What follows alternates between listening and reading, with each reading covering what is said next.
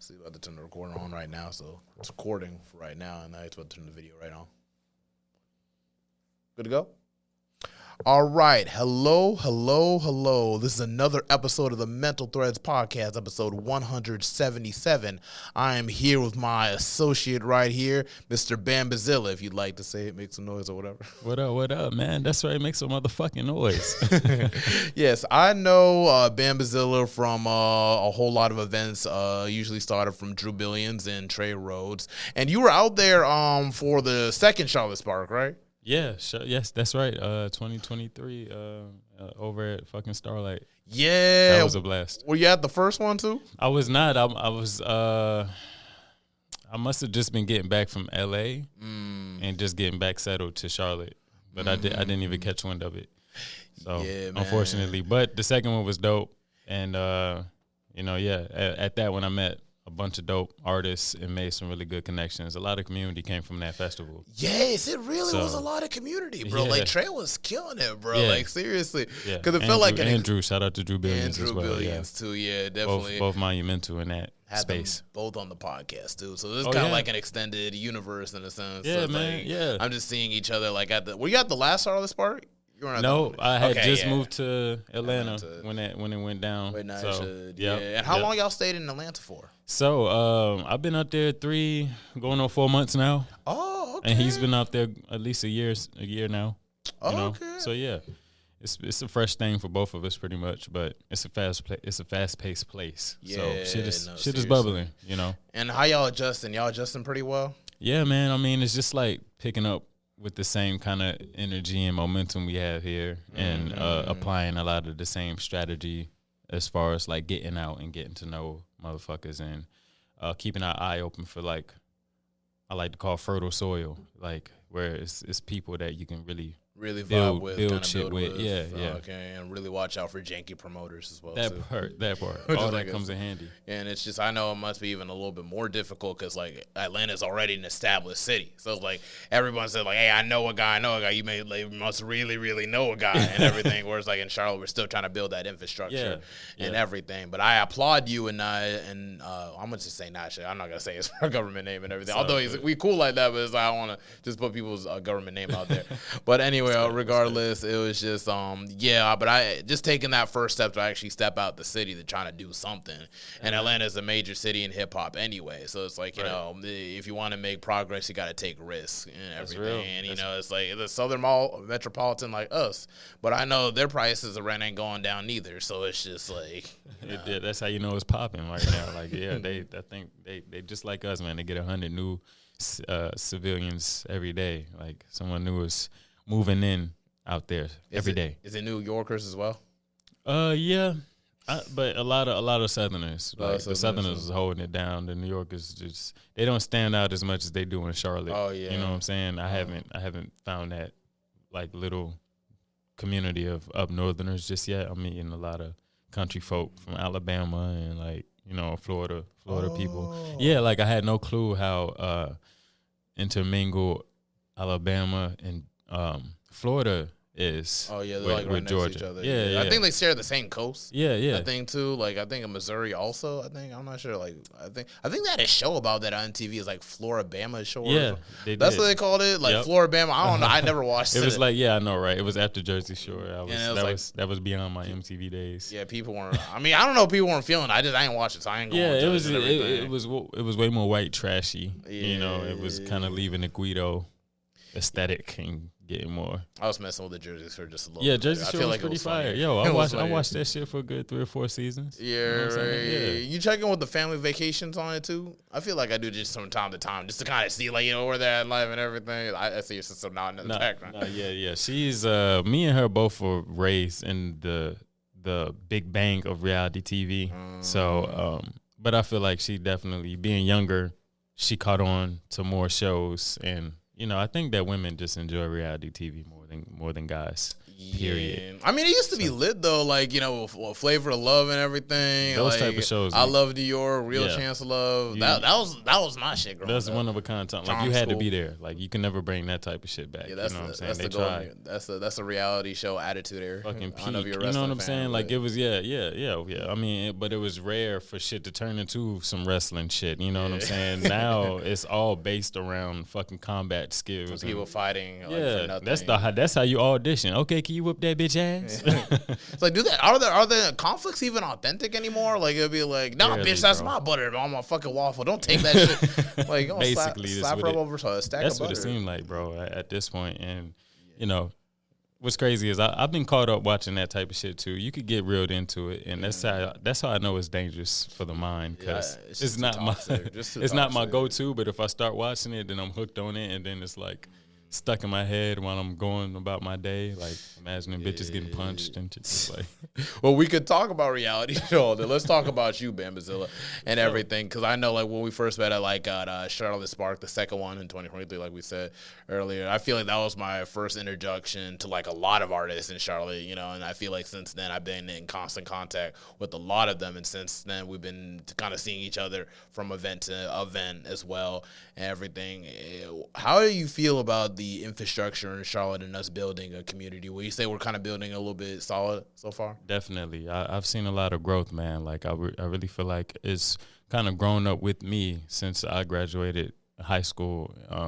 At like 2013 time period, it wasn't as many like resources, and it wasn't as many broad avenues to get into the shit. Like, you kind of had to step out and find the spaces. So nowadays it's definitely more out there. Like, it's not hard to find the community, and if that's what you're looking for, you know what I'm saying?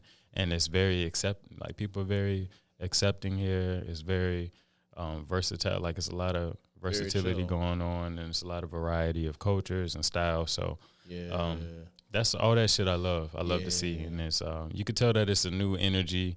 And what blows my mind is before I left and moved to LA, it was like I kind of see it like classes. Like, it was a different class of artists in 2015, 2016 type time people period. were kind of separate in a sense, but now it's just like people are a little bit more open and everything, and a little bit more humble. It's just like, bro, we're all just here just working. You could have a Chris Gear and everything here, and then you can have like a soloist, and you can have like a Queenie Love right there and everything, and different backgrounds and everything. They all coexist. Yes, they all coexist. all coexisting and everything, and I really, really appreciate that. And I like how, like, the more I go to these events, the more I just see familiar faces. Because I know you heard about Depreston, right? Yeah, and everything. I went to his. I didn't even know about dude until he said he was like he was doing like a album release or mixtape release. I just pulled up and everything, and a whole group of people were there at the Grindhouse Studios and everything. And then I saw Chris Gear there again. So it's just like just stuff like that. So it's just kind of like the more you put yourself out there, the more it's like you start to see more people, you know. And I'm always looking for people to speak on the podcast as well. And, you know, I feel like it kind of helps like delve deeper into y'all background too, to kind of show a side. And, you know, that's what I appreciate with the Mouthing Out and G Rich show and everything. And I think the new one is Around the Fire with D. Preston too. Oh, he has a podcast? Yes, high production value. This is really, really good. It's like I might have seen clips of it, but I haven't caught wind of it. But okay, that's good. I feel like you would fuck with it too and everything. I see clips as well, but it's like the production value is pretty dope and everything. That's good. We need more. We need all that. The media, all that is very new to me. Yes. Just the level of media, all this, like the fact that people are podcasters. Like, you know, at one point it was so saturated with the artist. Like, everyone wanted to be an artist or engineer, producer. But now you'll meet a A&R or manager or someone that's aspiring to be and podcasters and all that shit helps out. You know, it helps with the algorithm, helps with the conversation.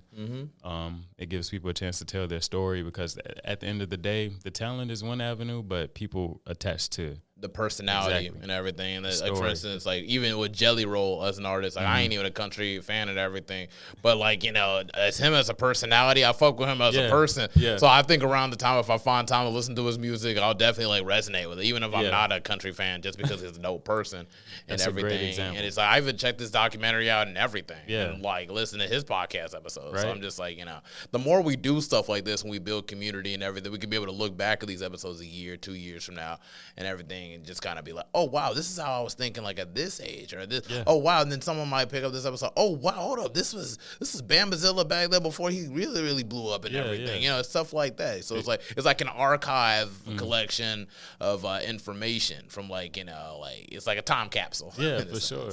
So like, you know, but there's just so many different like positives from it. Like, you know, you get to pick each other's brain and other people's like perspectives, which I love. You know, it's in my nature to talk with people. But also, like, on the same time, like you said, like, getting to know people's backgrounds and everything. You got to just anchor with their character first. Right. Anchor with them, like, as an artist as well. That goes a long way, man. So I appreciate you, bro. I appreciate the opportunity. I know it's been a long time coming. But hey, I appreciate you for hopping on. I can't believe it's that one. Oh, wow, he's actually on a podcast. Yeah, dude. bro. Yeah, man. I try to, you know. Man, I like to just stick to my word, and I like to respect when I see hard work. And you speaking about production value, like, you got it too, man. Like, the way you carry and brand just your whole setup is very good. I hope my motto isn't blocking everything or anything. Hey, regardless, I mean, there's going to be 20-minute increments where we put the logo in anyway, so it don't even matter and everything. But it's just like, as you can see here, it's a BAM shirt. Yeah. That's what's called BAM shirt. Yeah, this is the BAM T. BAM T-shirt. Yeah. It was dyed and cut and branded by me. You know, I'm getting more into the alterations in fashion world. My whole family is kind of, and if my sister can step forward, if she could show you, she's a lot more technical. Come up here, sister, so the camera could possibly get a glimpse of you. There she is. Dope. Right before you got here? Yep. Introduce yourself, sister. Introduce yourself, please. Yes, my name is Ocean. Ocean. Oh, hold on. Wait, I feel like I've heard it. Oh, my gosh. I think I've been following you on and off again for like a while. Ocean 3 or something like that. Is that what it is? Okay, hi. Hi. Once again. What's going on? Hey. Very talented artist in many ways, from fashion to, you know, I would say a personality, a host, artist, singer-songwriter, all that good stuff, man. We're very much alike. She really just left without asking her what was the inspiration for the outfit. Like, 'cause I know there's a lot of. Sorry, when I'm in the background, I try to really be his hype man. That's fine. No, I'm sorry. yeah. Just a little bit. Just as inspiration. That's all. And then you can just go back to the shadows. Yeah. My inspiration today was just I've been feeling like the Warshire cat a lot lately. Oh. Just like the Alice in different Wonderland. textures, just very Alice in Wonderland-ish. So, just the pinks have been coming out a lot this winter, and the fur is always good to throw on. So, That's got some dope. yards. It was like we finna play with everything I got. I was getting like an early 2000s vibe too and everything. Oh yeah, yes. definitely. You know, I'm a 2000s baby for real. So, Yes. anything that's got to do with just That rugged Y2K and bling bling shit. Exactly, but very futuristic. Yeah. What she said is key, y'all. She picked a theme, a character, an aesthetic, and went based around that. And I think that's something that a lot of people are missing whenever they try to do fashion and come up with an outfit. It's very good to, you know, come up with like a character or story, or, you know what I'm saying. But that's for extra creative people. I can understand how that's not a common skill, but, you know, round of applause for that. That outfit just, you know, we do this shit, bro. I don't know. I don't know if you could tell, you know. Just it's in the blood for sure. A little cameo for the Mental Threads podcast. I swear this universe is growing, man. Yeah. That's so dope. I really love it. I really like it. That's really, really dope. I appreciate you, Miss Ocean, and for actually formally meeting you. Exactly. But back to you, Mr. Bambizilla. Just want to go deeper into your background again. You know, where are you from exactly? I know you were born and raised in Charlotte, correct? Well, I was actually born in New Jersey, Plainfield, New Jersey. Ooh. Where most of my family is from, like East Orange, Plainfield, mainly just that upper tri-state area. And we moved down this way in about 98. So I was raised out this way. Okay, you came out here right when I was born. All right, dope. Okay. Yeah. All right, and you pretty much seen the city grow from like the late 90s and so on. When you say it's just kind of like, you know, just crazy how much it grew since. Definitely. I wasn't super attached to it. There's not much of my family here, and I feel like that always gives kids more of an insight on what's happening in the city. So a lot of what I got to see was when I finally got to step outside around like high school. And at that point, I've seen a lot of growth. Like I said, like, you know, a lot of the hip hop community was still super underground. Like now we're at an established underground where it's like it's underground, but you'll see a flyer on a website or might hear about it on the radio. You know what I'm saying? It's not just like in your auntie's basement no more. Yeah. It's like it's actually at a fucking brewery or venue that hosts a EDM concert or some shit. So that part I've seen a lot, and just like also just independent people in general, people aspiring and chasing different entrepreneurial dreams and avenues. Like that has become such a trend, you know. So I want to commend Charlotte on that, because everyone's kind of doing like their own side project now, and I love that. Like, it's not just one thing. It's like everyone has got their hands in, you know, their Fashion, own independent business, food, business, or event, like, event, stuff like that. Yeah, man. And it's very important to do that, because that stimulates your mind, so you can be able Keeps to you busy. bring up fresh ideas and everything. You know, it's just, you shouldn't just pick just one avenue and everything. I just feel like you just kind of curse yourself to being stagnant. Yeah. You know, you got to draw like knowledge from all types of avenues, or else it'll just be stale. I think Uncle Iroh from like Avatar, The Last Airbender, said something like that. It's just like, you know, it's just real life shit and everything. That's a good reference. I got to check it out, man. I know anime can give some real good life lessons, and just that old Japanese and Asian culture in general, you know. Like, it's like American anime, so it's like, you know, it's like, but still pretty dope and everything, like with the messages that come through with it. So it's just like in transition, like from New Jersey to like Charlotte and everything. You said that there just wasn't a whole lot of family members here in Charlotte, and it just kind of took you a whole while to kind of like warm up as a Charlottean. In a way, man, yeah. I mean, what's I guess is a blessing is it's not super cultured here, so it wasn't like a rough. It wasn't a rough getting used to. Like I didn't have to get my ass whooped to like be a part of Charlotte. You know, like it's very much a lot of outsiders and a lot of people that's seeking a culture and a community. So I just kind of meshed with like-minded people from the beginning of trying to pursue, and all that has just become easier with time. You know, I used to couldn't even find a studio. Oh yeah. Now it's like so many options for studios. It's like another studio. That's the last thing you're thinking about, right? Like, you know, so a lot of that shit has just become normal. And it's like when growing up in Charlotte, like what led you to want to get involved with like music? You know, become an artist yourself. I had a natural talent for it as a kid. It's something that you or I saw in myself that was advanced compared to others who loved music. Like you meet people who love music, and then you try to emulate what you love. And I was just someone who could do it really well at a young age. And so just the love for it drove me to learn my niche and the best way for me to do it. The love for it made me want to figure out, because originally, you know, I fell in love with it at the tail end of the gangster rap era. You know what I'm saying? So it was very hard to kind of find like a role model or someone to pattern myself after. I had to kind of grow into that, and also like watching the game change and more artists, more subgenres as the internet allowed access to real people and not just like force-fed icons, but actual people that coming out that MySpace era, like just some kids in their bedroom, like that type of shit.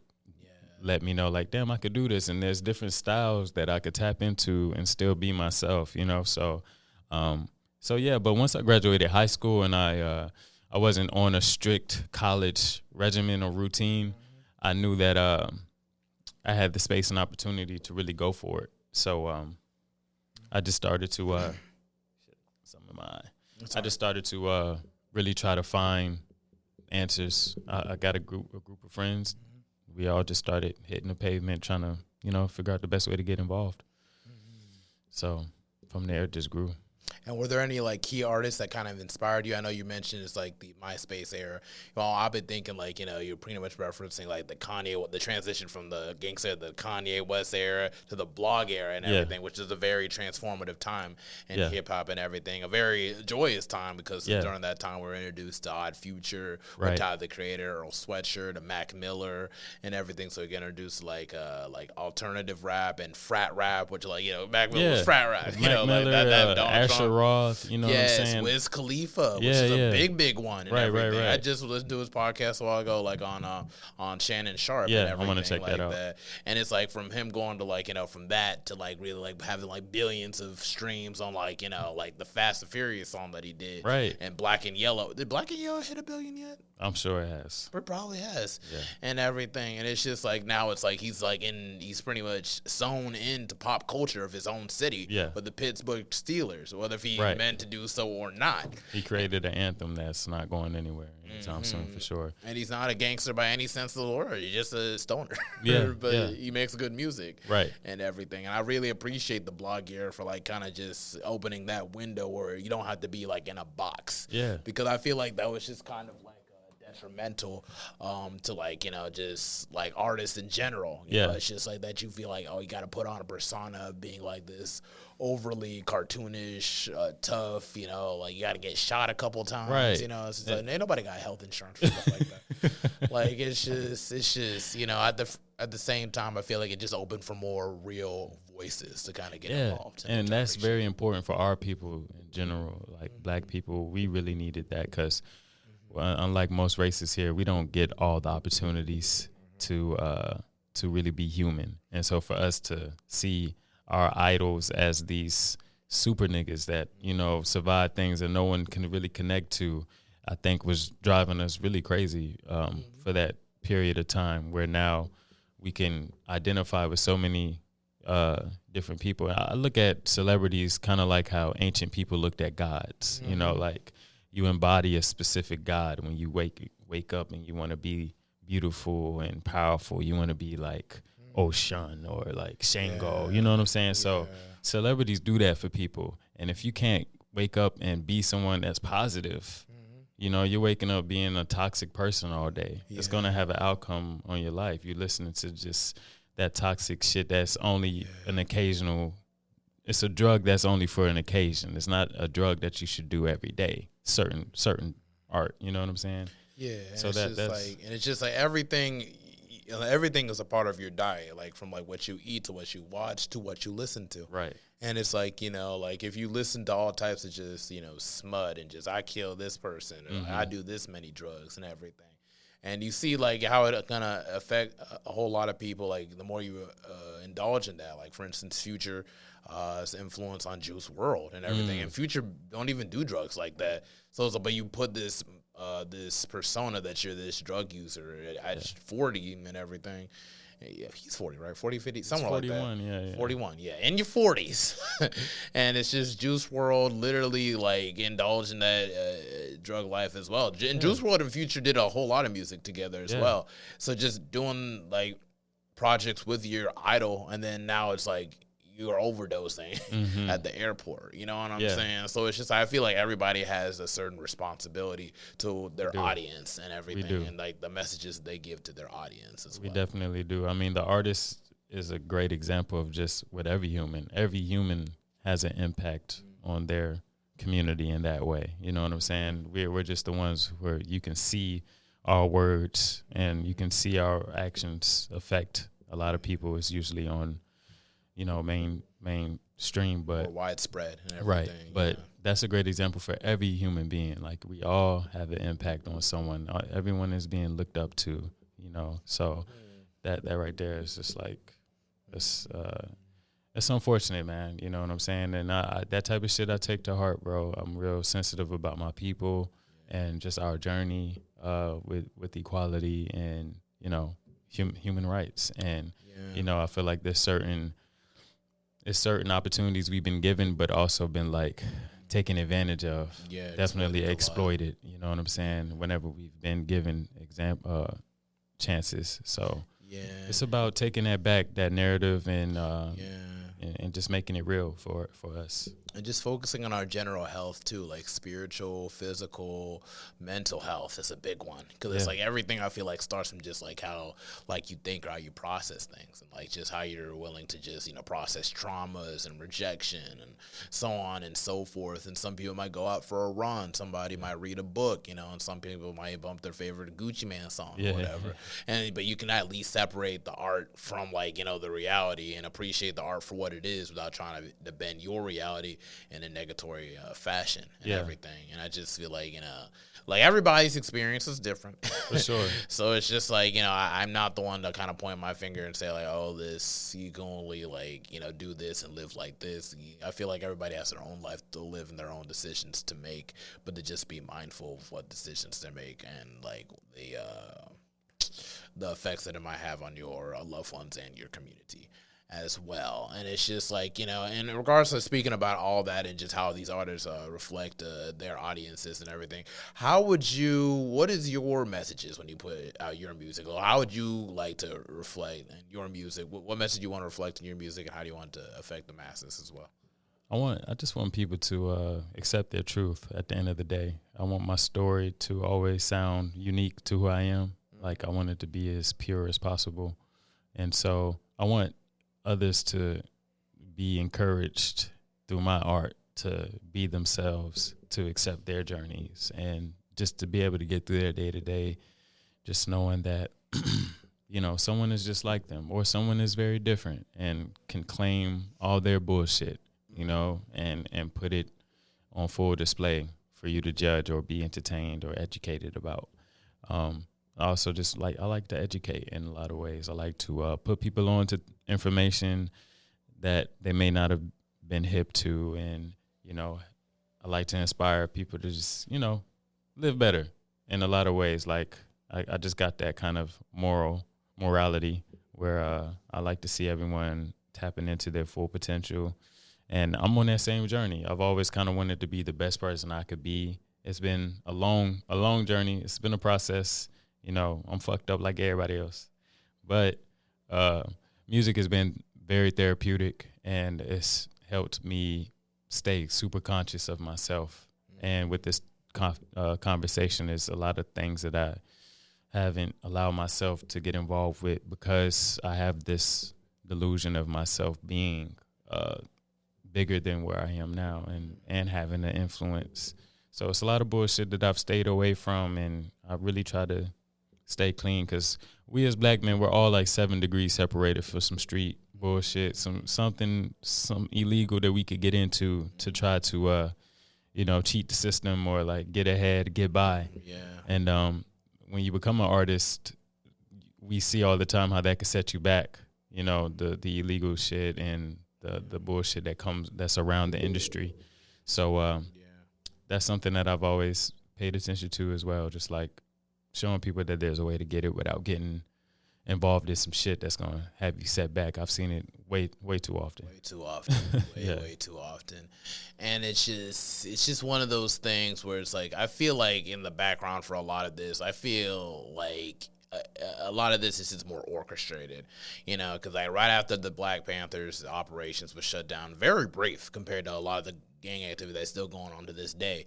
Like, and I was just watching I think it was like a documentary or like a video series.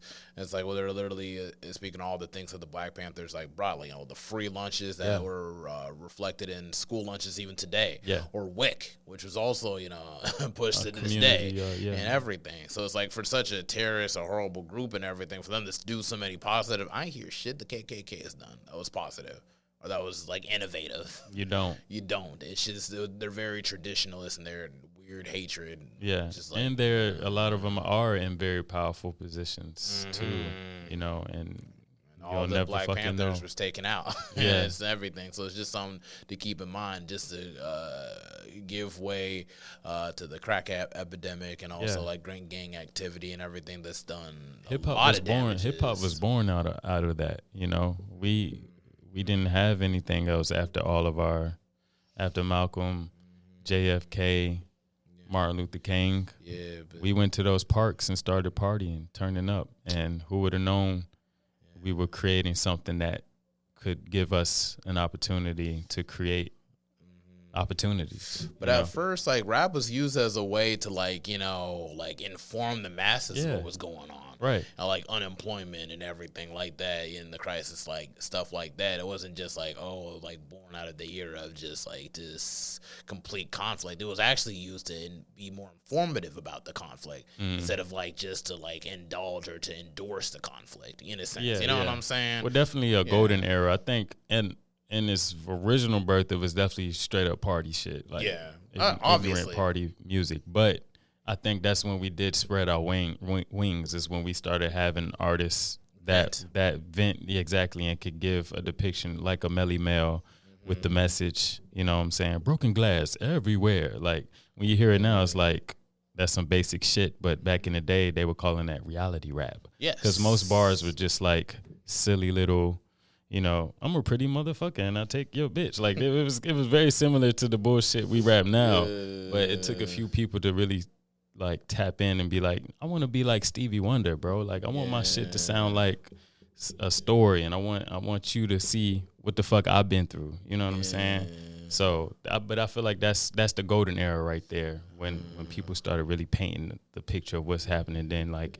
89 when NWA came out with, you know, it fuck became the police. real, it's like, okay. more vulgar, more just like, now we're really going to Now get we into can go the there, steak right. and potatoes now.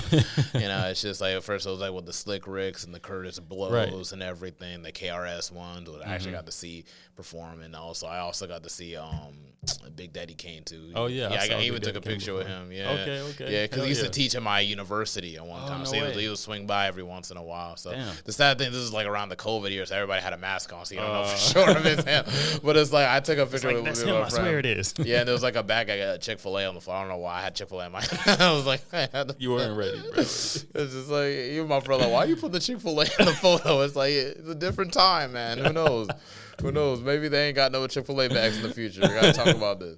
But it's like, it's just time capsule type stuff. But it's just like, I feel like hip hop is, for it to survive for like well over 50 years at this point, and to really just take different forms of other subgenres, I feel like that's a blessing in itself, because country has been mostly left like the same, although they might change, they might do something different every once in a while, but a majority, there's no sense of like ageism or whatever. I feel like there's a lot of ageism in hip-hop. That's like the first genre that accepted old motherfuckers was country, right? Yes. But that's acceptable. I mean, that's understandable. It's a really old sound. And they seem to be very much in resonation with each other, although they're kind of iffy about sending, like, you know, black people into it, which is weird because we actually created the genre, which is funny. But it's just like, but at the same time, it's just like, you know, there's no conflict generally. Compared to just like, you know, hip hop, it's like, so always somebody having a beef, always have someone have to like tell on somebody else or something else. You know what I'm saying? Yeah. It's just one of those things that, like, I get if it's like for a battle sense, like it's fine because if two people have a disagreement, hey, let them battle, whatever. Yeah. But it's like, I feel like it's just gone to a point where it's just like I feel like we've learned nothing from the East and West Coast, like, you know, conflict and everything, and just how like you keep gassing different sides of like an argument instead of just letting it battle. Yeah, calling a spade or what a spade. If you have your opinions, that's fine, but like it's not everything. You know what I'm saying? Like these people don't even know who you are, bro. Like calm down. For people to get so invested, right? I see what you're saying. Yeah, that's why I think that's human. Like we're very much like just fucking animals, bro. You know what I'm saying? And we love blood. You know what I'm saying? That's how gladiators happened, you know, like the whole fucking Coliseum around people getting murdered live. Like, that's how you know, like, that's something that we do. But what I do kind of feel like it is a double-edged sword for us with hip-hop.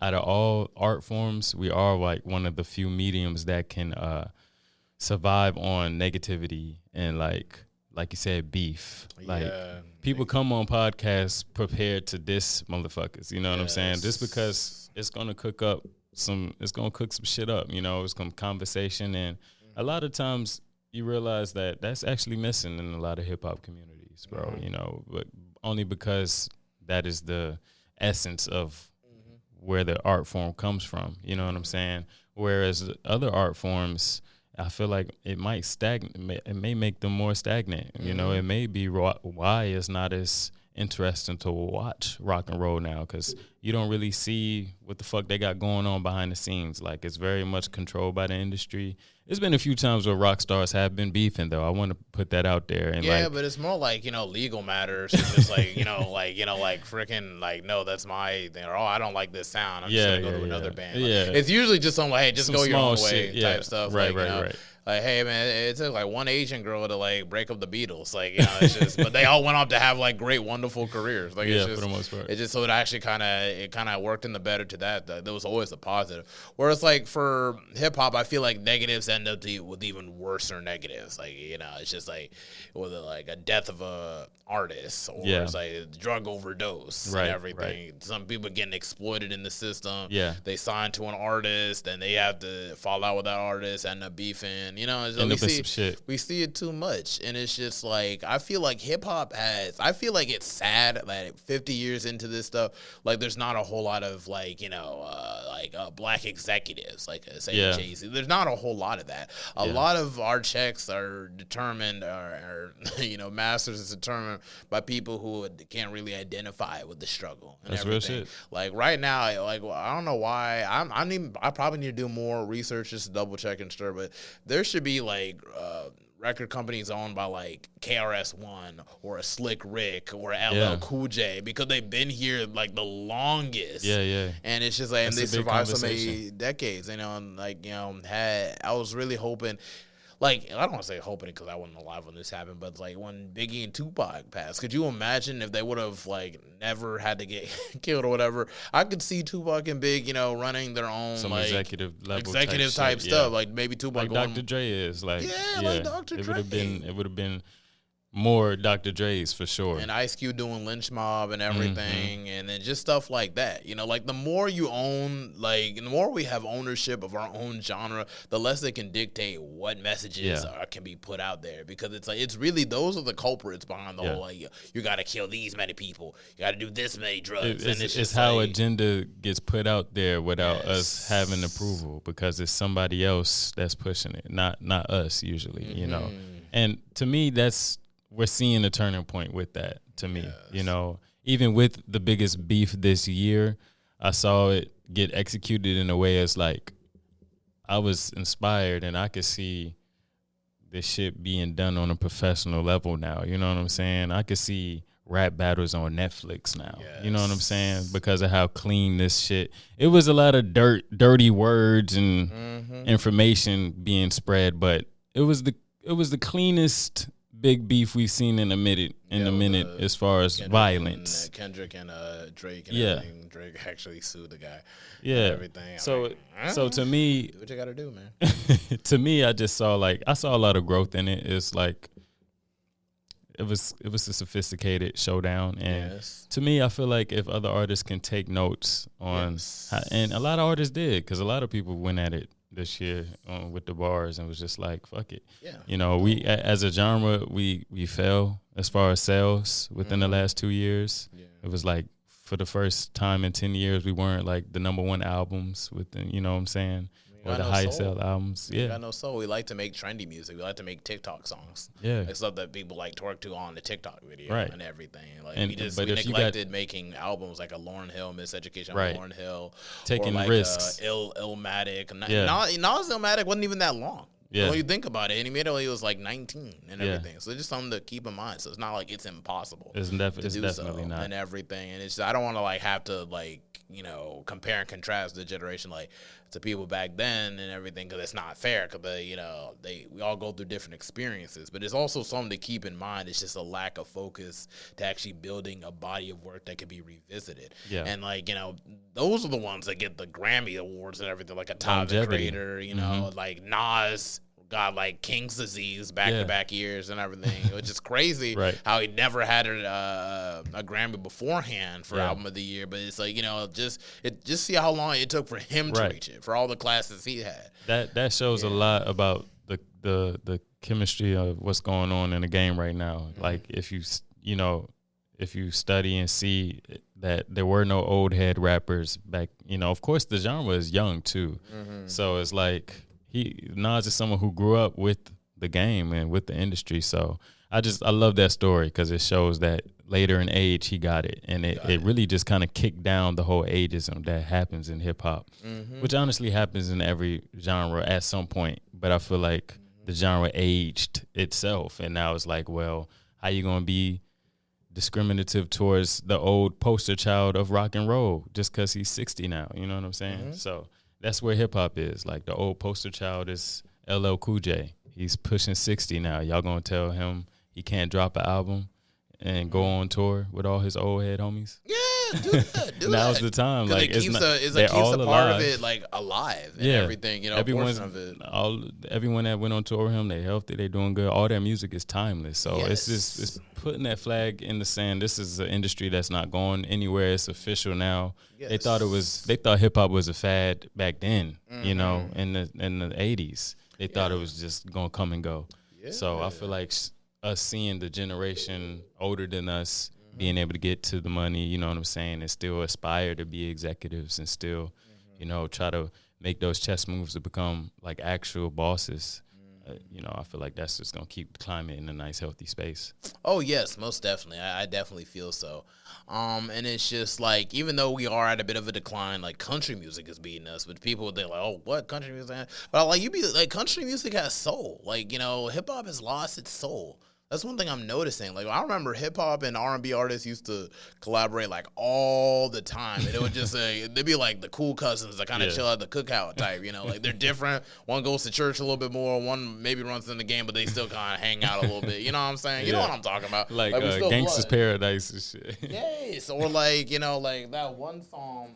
I'm trying to think, like Ja Rule and what's her name, freaking Ashanti. Like, they always made a hit and everything, and it just felt right. You know, it's like peanut butter and jelly type shit. It just meshed well, and it's just like I feel like people just try too hard now. It's just like, where it's like they can't even go like 2 seconds in the song saying like coochie or like I'm fuck this or we fuck. Or I'm a fucking her in the shower. It's like, bro, did you even take her out to eat? Like, first, like, do you even like this girl? Like, you know, I just think it's weird. Like, it's just like, you know, like there's so many steps you're skipping. Yeah. And everything. Was, like, that was a specific sound for a specific artist at one point, but now it's like 75 to 80% of the rap sound. So even that's excessive. Even Method Man would make like a song like "You're all I need," and it's just like, I'll be there for you wherever. And then it's just like, and then now it's just like, Snapchat me that pussy. It's just like, damn, bro. Like, you even say hi? Like, okay. Yo, but that's how humans are living, though, bro. It's that instant gratification. The fact that you can even just get a pussy Snapchatted to you. Like, how could you not say that on a song? Actually, it's like a very powerful move to make.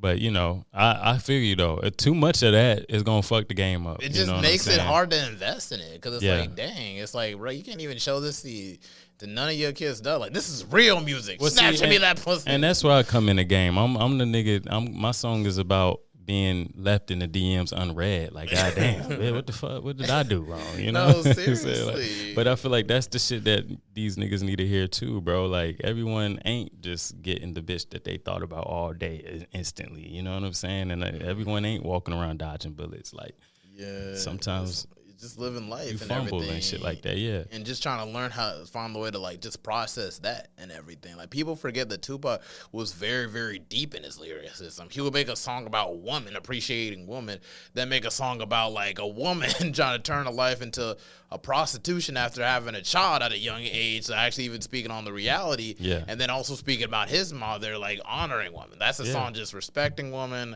giving the perspective to women, and also honoring women. So it's just that. Even though like they still try to set him up for rape, like, come on, man, why would somebody need to rape? It's Tupac. Why would Tupac need to rape anybody? But you just were just chilling at the hotel just to hang out. Like, come on, like. People literally, like, it's just like, just man, you saw the movie, stop it. Yeah, we saw the movie, but it's just, it still blows my mind. Like, how do you come to that consensus? Yeah, no, me neither. That was some 90s bullshit. That was definitely foreshadowing the bullshit that's happening today. Yeah. And niggas is getting sued from them days. That's the crazy part. Like, it's motherfuckers going to court for that shit today. You know what I'm saying? And it's just like, you know, like, sometimes it's justified and sometimes it's just like, you know, like, you just kind of side out like, I am curious to see, like, how it's so legal for people to just, like, be sued for some past shit out of nowhere. I mean, and, it depends. And then it becomes a public immediate, like, goddamn, can I prove my innocence before the whole world knows about this bullshit that may not be true? Yeah, I mean, you know what I'm saying? Now I got situations fucked up over speculation that I may not be able to clean up in this moment. I feel like that part is just kind of crazy, and it's allowing the shit to be exploited and motherfuckers to just be getting sued left and right, especially our people. That's the shit that be bothering me. Like, hold on now. This is the biggest year for our people to just be getting sued for old shit that nobody saw. But I feel like Bill Cosby fucked it up for a lot. Yeah, of us. well, It's yeah. like how you rate like or try to drug people like 73 times and everything. 73 times is a big number now. No, that it's just situation like, is crazy. But what's wilder is watching the documentary and seeing how normal rape culture was, and it was just like a part of his whole shtick. It was just like, yeah, I make a bitch feel better when I put this in a drink, and like that was his comedy sketch, bro, and people were dying laughing. It was kind of normal to an extent, you know, and then you started hearing about the details of what the fuck he was doing after the drugs and all that shit. So that's a whole nother episode. I ain't even gonna give too much light to it. yeah, that This topic is your just made me episode. nervous just talking about that shit. I ain't It's even like, want to put it goddamn. because I'm like, dang, bro, like, gosh. But anyway, back to you, though. He's free though, you know what I'm saying? So I don't know how the fuck that happened, but the nigga's walking the streets right now. Just so followed it up with, he's free, by the way. Like, so lock your doors. I don't know. hide your kids, hide your wife. Hide your kids, hide your They raping everybody out hide here. your dog, too. Like, honestly. For real. At this point, Rape is not funny. I'm sorry. Not even the dog is safe. But anyway, but also just back to you and just like, you know, your connections with a lot of artists here in Charlotte and everything. I know it's Sam DeNovo, and of course Chris Gear and everything. Like I know we hit on like just the relations like with the community in Charlotte and everything, but like especially just with these faces like alone, not them specifically, but just you know similar faces. When you say those people, you get the gist of the community. Yes. And that's, you know, I think of the same people. Soulless, DDA Tank. Yes, shout out Tank. Shout Mr. out Event Tank. yesterday, I know I felt did bad. too. Oh, you did too? Okay, good. I'm not gonna go by No, myself. Tank, I thought that event looked fucking nuts, Yes, it bro. did. I It was did look I was good. I was Sorry, I definitely wasn't present. feeling the FOMO. I was there in spirit. I was there in spirit. Like I was Force spying Ghost. on y'all, watching on everyone's story and shit. But yeah, I slept the whole artists damn like that, they when you mention them, they are the faces of this generation and people that's changing the tide and showing how the community, like really defining community. You know what I'm saying? Like, cause you know the times have changed. Honestly, I feel like from 10 years ago when I was first stepping out here. You know, it's so much more information that's accessible on how to work as a team, how to find value and, you know, utilize each other, bro. You know, that's something that's changed the game a lot in Charlotte specifically. So shout out to all those artists, man. And we got a lot of work to do, you know, and it's happening, 2025. Oh yeah, no, definitely. Yeah, 2025. It's halftime right now. Like going closing in the year, we're at halftime. So it's like other half, we're about to come in crazy. Oh yeah, and everything. But it's just like one thing that really stands out is just like at this decline, I feel like this is in hip hop.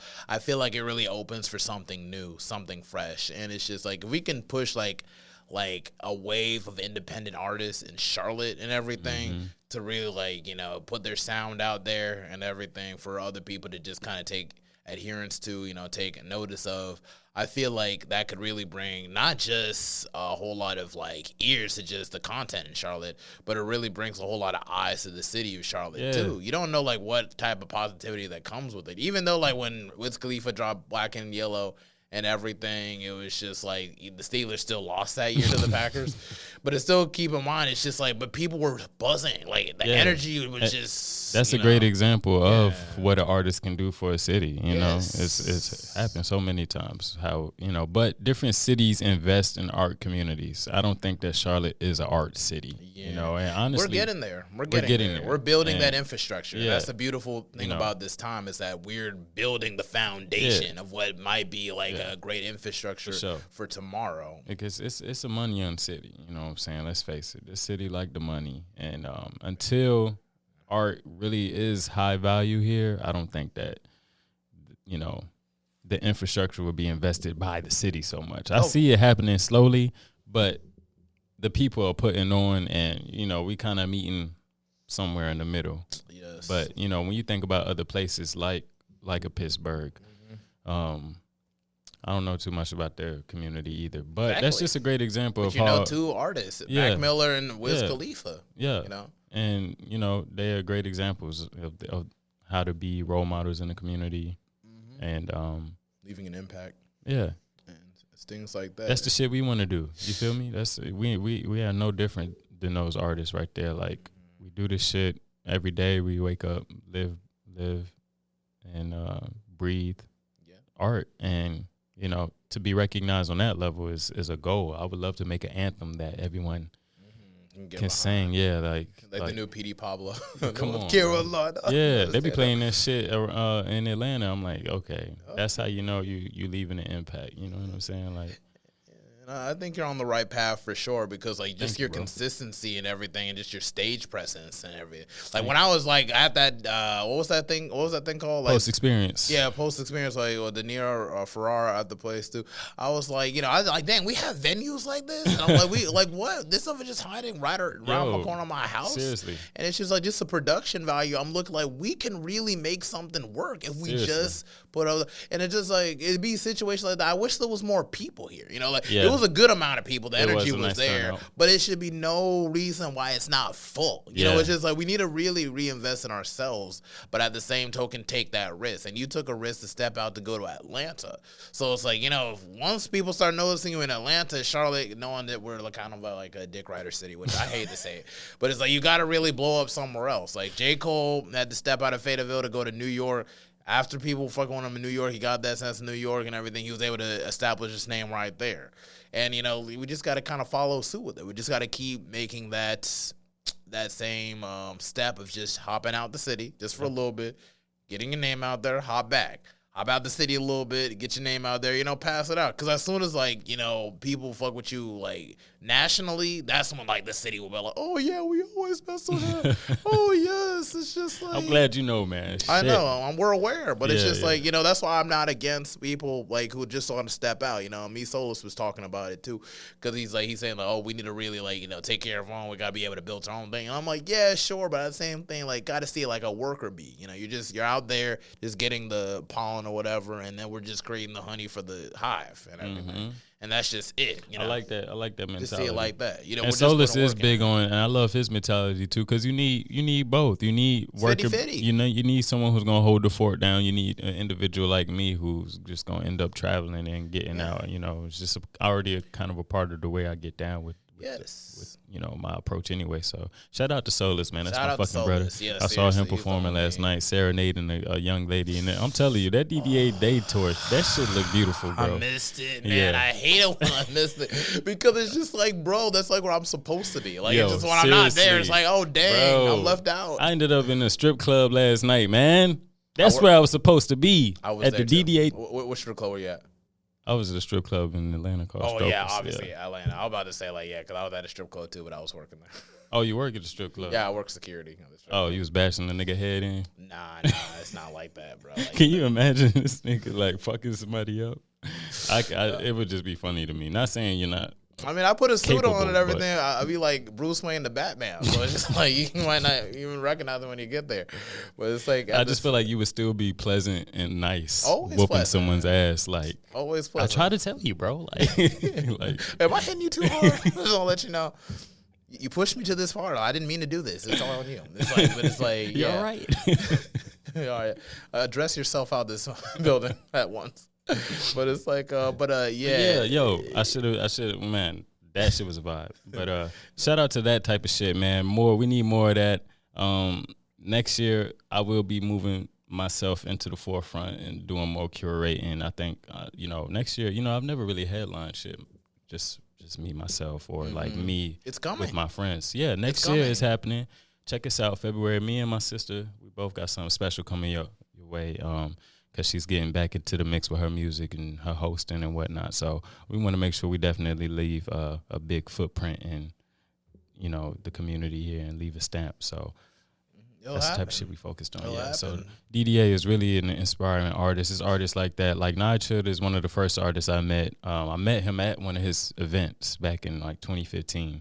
That shit was so inspiring because I literally went from, I'm literally in this space of, I don't even know where to find a studio to, oh, there's actually rappers here with movements and supporters. You know, I'm walking into Nige Hood's event and he had merchandise and people that love his music there already. So shit like that is inspiring, and it also just like it gives you more of a gives you more foundation as an artist when you can say like, yeah, I had an event, you know, no matter who turned up or how it went. It don't matter. Like, yeah. Well, things, we're building a community. We're all becoming very familiar with each other and everything. And I feel like that's all that matters at this point. You know, it's like, yeah, blowing up randomly, it seems cool, like hitting, but so is hitting the lottery. It would be cool to just win out of nowhere.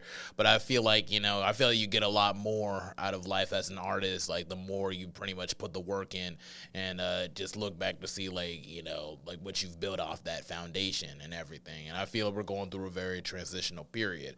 Like, I feel like it's not no surprise or no coincidence that so many artists that are just so willing to work with each other, so hungry for each other, not beefing over dumb stuff and everything. We're able to have these conversations, like avoiding these janky promoters and actually just trying to take steps to do what's best for the city, where people want to step out, like in your case, Bambizilla, or people want to just hold the fort down, and Soulless case and everything. Both are completely correct. Yeah. But it's just like we're actually having these conversations, connecting with one another, showing up for each other's events and everything, and actually supporting one another. Yeah. And I feel like that's what's going to carry us into like the next decade, to the point where the rap scene won't even be like recognizable in Charlotte by 2030. By 2030, it's going to be very major. And the reason why I don't say maybe or it's going to do, I say it is going to, because it's all about trying to put that energy out. Hey, but, you know, in closing, back to you, I just want to be able to, like, where do you see yourself in 5 years? Keep in mind, we got like 5 minutes. Don't let you know. 5 years, I'm going to be motherfucking major. So when you say the city's going to be major, you damn right, because I'm going to be motherfucking major. And I'm putting this shit on the map as I go. So, man, for me, I'm going to have a label. I'm going to have, like, my own imprint on fashion, as you can see, more dope music, and just making my name in the world of art. You know what I'm saying? I'm probably going to be acting, linking up with my uncle Jordan Peele. You know what I'm saying? Hold up, Jordan Peele? Yeah, man. Jordan Peele with the glasses from Key and Peele? That's your uncle? And you're just saying nonchalant. Like, I know the last name Peele. I thought it was just a common name. That's dead ass your relative. Yeah. It's not a common name. I'm not even gonna say swear to God. No, like, oh my God. But because it's Sunday, I don't want the church and everything. About first time I'm going to church. But Jordan Peele is your relative? Yeah, bro. I found out like 2 years before I went to LA. Whoa! How? Like obviously Facebook. By your father. Like no, it was on Facebook. An uncle that I do know was at a Peele family reunion and took a picture with Jordan Peele and just posted the shit on Facebook normally. And I think it was an old photo. I just discovered it, and the timing was crazy because I was just starting to get adjusted with the idea of going to LA. So it was just like, bro, is this my real life or like what? But yeah, him and my father have different moms. So they're siblings. Yeah. What the fuck? Then like maybe like a distant cousin, like fucking like two removed. I don't know what that family tree. That's my uncle. That is crazy. That is so. My jaw's on to the floor. Yeah, bro. Like what the? It's big shit, man. So you know, I don't know him at the moment, but yeah, it's in my blood. I see a lot of the raw talent and shit that I sometimes possess. I definitely look at that now and be like, damn, it must be in the lineage. Even when you look at my sister, she's very much like an artistic savant, and yes, so she's very artistic. I got artistic vibes. Like our father wasn't super artsy, but he was very creative, had a very creative mind, funny, and he could sing. So somewhere in that bloodline, there's something going on. Just manifesting and everything, just kind of heating up generation by generation. Yeah. And then, you know, shit is just meant to be sometimes, bro. I'm speaking to Jordan Peele's relative. Let me just say that one more time. Say it again, nigga. He's related to Jordan Peele. What the fuck? Yeah, bro. I'm going to put that in more of my story and shit like that just to kind of like help motherfuckers understand how crazy my life is. Because, you know, I be forgetting myself. And sometimes I just say shit calmly like that and just be like, oh, yeah, damn. But, you know. I think I was related to like somebody like in Liberia that was like in the Civil War shooting shit up. I don't know. He did some shit like that. I guess that's just, I don't know if it balances out, but whatever. He was on a postcard, like postage stamp. Yeah, that might go over there and get treated like royalty though. That would be nice. I bet it would. And where did you say? Liberia. Oh hell yeah! Treat me like royalty in Liberia. Yes, it's an amazing country. I gotta try that fufu over there. That fufu's delicious. I've been hearing a lot about Africa, and I got my passport. My brother, let's set a trip up. Ghana or Liberia, one of the two, but mostly Ghana. You might want to start with. I've been told. For real. Liberia's we're kind of fixing some things. We're kind of getting shit together, but at the same time, since we're like in closing and everything, is there any advice you want to give up to any artists in Charlotte or just anywhere? Collaborate, find community, and community is another word for collaboration, if you ask me. So step out your bedroom, get off the laptop, chop it up with another artist, and figure out how you two can add value to one another. You 2, you 3, you 4. Yeah, make sure y'all connect working.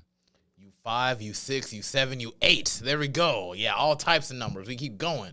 That's it for the Mental Threads podcast. We sewing in and we sewing out. Thank you very much, Mr. Bambizilla. Thank you for having me.